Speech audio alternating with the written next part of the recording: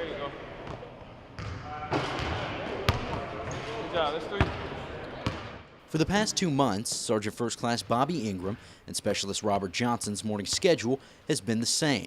Wake up and head to the gym with a goal in mind. A goal of making the final cut for the All-Army basketball team at Fort Benning, Georgia. I can't wait for that feeling of I belong. Like, okay, I see the competition out here. I see the strengths and weaknesses of all the players, but it's not an accident that I'm here. It's not a lucky thing, and I can't wait.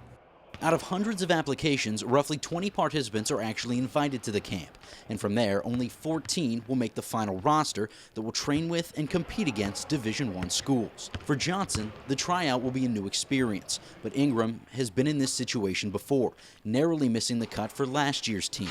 A result he hopes to change this time around by putting in the work every morning with his new training partner. Some days I don't want to push myself.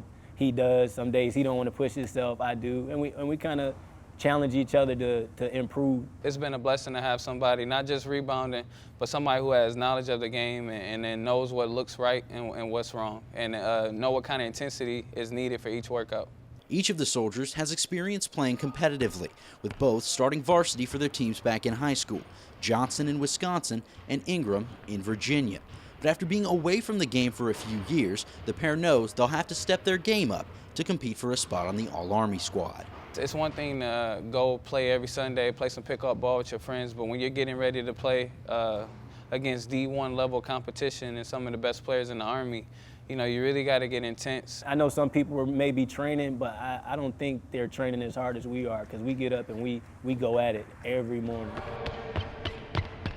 And with their on-court workouts being key to their chances at making the roster, both Johnson and Ingram say they owe a lot to their respective units, who gave them special permission to alter their PT schedule. They gave me the opportunity to train in the morning, which doesn't take away from my family time, and it just motivated me to push myself harder, because I have 2.5 hours every morning to where we could just do whatever we need to do.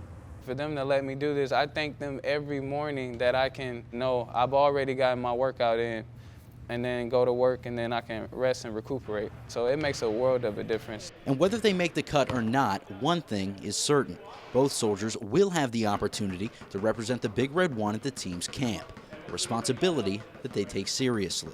It's no accident I'm wearing this shirt. Fort Riley's all I've ever known. Besides my deployment, this is my only post. So I'm proud to be a Big Red One soldier, because at the end of the day, it's what I am, and it's all I know. So that's why I'm representing right now. Reporting from Fort Riley, this is Jake Faber.